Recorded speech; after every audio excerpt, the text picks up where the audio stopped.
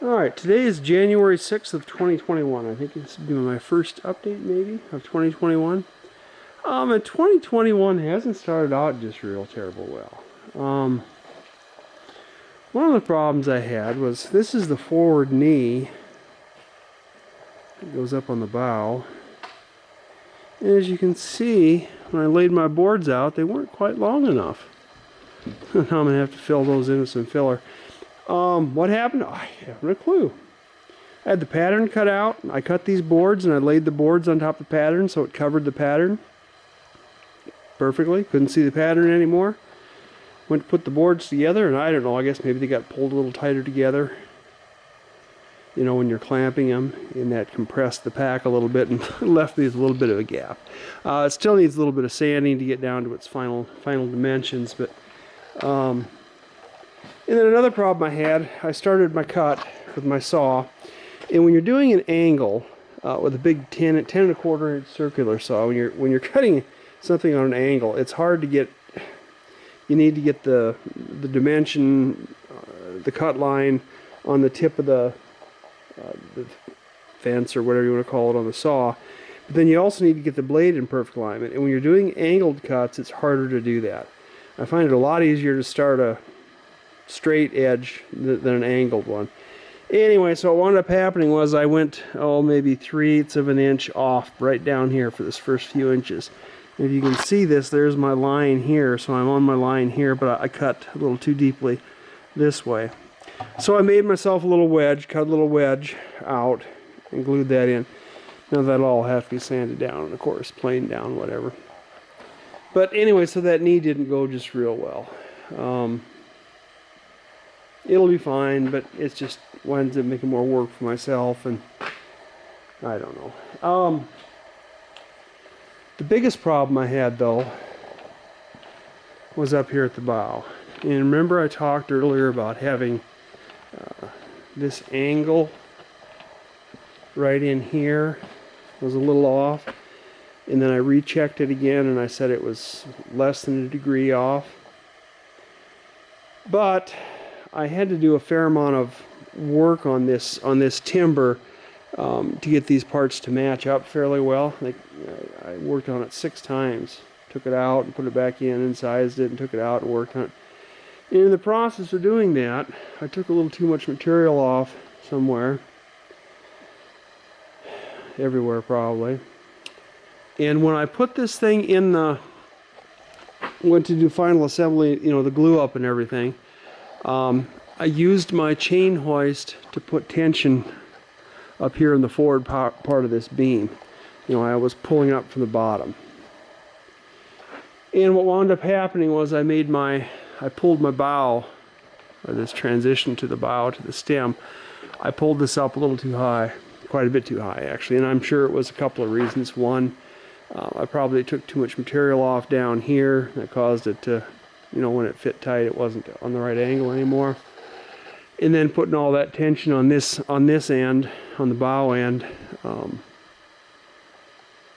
and I can see where, you know, we're tight here and we got a little bit of a gap down here.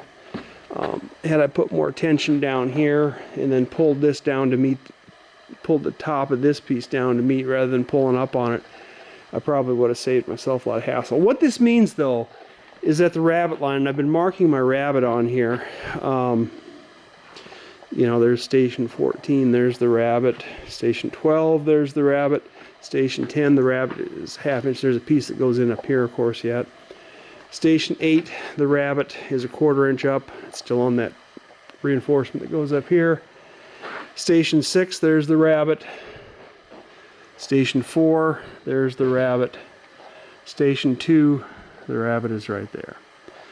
So, my rabbit line was going to be below the actual keel. Well, what do you do about that? Well, I could have moved my rabbit line up, but then of course it throws all your frames and everything off, and it pulls the bow just a little higher, so you have a little bit less buoyancy in the very, you know, tip of the boat, the bow of the boat. Not that I think it would have been that big a deal, but anyway, so what I'm doing is I'm going to put 2 more planks under here. This is kind of a oddly lightly built part of the keel. There's only 6 layers of 2x10s in here. Now there is a reinforcement that goes in here, and it comes up to about here, and there's a knee that comes up there, but still there's, you know, parts here that aren't real thick. So I'm going to add 2 more pieces of wood, 2 more 2x10s underneath here to reinforce this. And this is just screwed in here temporarily. But anyway, I got this angle cut on these 2x4s here, or 2x10s here, to be square, so I can run 2 more 2x10s all the way down to here, and then I've already got a piece cut to go in there. And that'll give me another 3 inches down there. It'll put my rabbit line back where it's supposed to be. There won't be quite as much, I don't know what you want to call it, reveal or whatever. Here's the piece that goes towards the aft end of that 2 pieces I'm adding.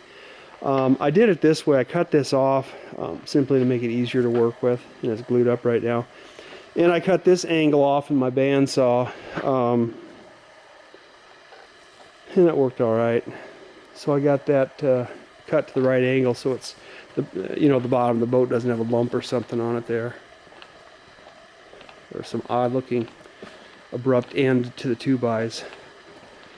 So the 2x will come down here, and they'll taper back to there. So this little knob in here will actually be, you know, right about there now, which is fine. But I don't know. I can't imagine how I got off that much. It's just a little incomprehensible to me to think that I got off by that much. Once I get the piece in down there, and the two new boards in here, I'll work with this, glue this in permanently after those other ones are in there, make sure everything's nice and snug. And I'll probably have to, you know, I don't know, cut off here, and I don't know how the rabbit's going to go for sure. Probably about something like this. This may be enough. I may add another little piece up in here. I don't know, we'll have to see. But if that rabbit comes here and down, that would probably be all right. But I thought what I could do then is once I get those other pieces in, glued in place, leave this one loose, then I can kind of draw in my lines here where the rabbit's going to go, and I can cut this out on the bandsaw and not have so much hacking to have to do. But it just makes a lot more work for everything. As if this isn't a big enough job the way it is. I need to not get excited about it though, not worry about it so much. It's going to be fine. The boat's going to be fine. Structurally, there's no issues. It's just maybe a little more work for me. And like I said in the past, you know, 90% of building a boat is hand fitting everything. And I redid everything here too. I realigned everything again here to make sure that I was exactly on my marks, and I pretty much was. I didn't really change anything up here, but I had to make sure that the boat was sitting on its water line, and that's the reason it's blocked up here and blocked up down there. The one thing this is going to do though, it's going to make my bow, this part right here, 5 inches higher than what the plans call for. So that piece that goes up can be 5 inches shorter, which is a good thing because I'm running out of room up there. And what I may have to do to get the bow to fit up there, I may actually cut that piece of track off on this very far end. I may cut that off so I can get the bow up in there. Now once I get all the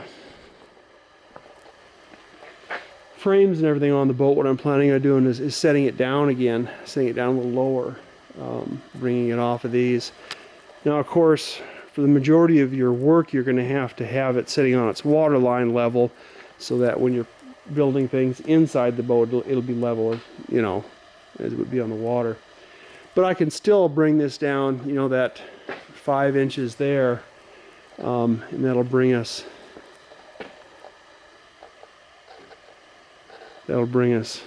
down even more than that up here, which might give me enough room to fit it in up there the way it is.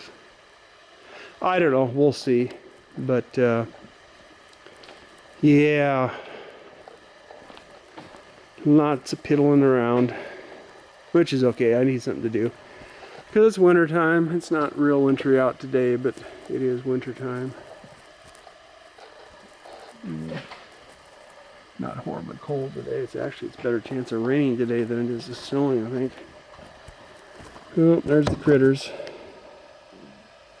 One cat and one dog. Yeah, the cat's in the house. She wouldn't come out.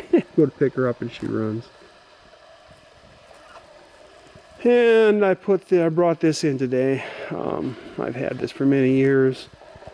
I just made a little shelf for it here and bolted it down. It's nice to have a big sander like that. You can stick 2x4s in there and take a 1/2 inch off them in a jiffy if you want to. And of course my bandsaw. The disadvantage to this is I have to use the generator to run the bandsaw. Yeah, it's disappointing. I looked at new power inverters and I looked at a bigger power inverter, but geez, it's another $1,700 and I got to do a bunch of rewiring, and I thought, well, I could use it in the boat then. Well, I really don't need that big of a power inverter in the boat. I really wanted to run the boat at 12 volts to make things simpler and cheaper. Otherwise, if you go 24 volt system, which the bigger inverter would require, then you'd have to have a DC to DC power converter from 24 volts to 12 volts. And those aren't exactly cheap either. And then if it fails, well, then you got to have a backup because all your, things on the boat are going to run on 12 volts. So I'd really just as soon leave the boat at 12 volts. Put like a 2,000 watt inverter in there. I mean, that's what I use in my house, and that runs, microwave and all my appliances and whatnot. So, and they're relatively cheap. $400 you can pick up a decent pure sine wave 12 volt inverter. And I've had that one that's powering the house right now. I've had that for 7 years probably. I bought a backup for it and I've never needed it, but it's still good to have it. But anyway, so that's where we stand. This first week in 2021 has been trying, but we're getting there. We'll get it.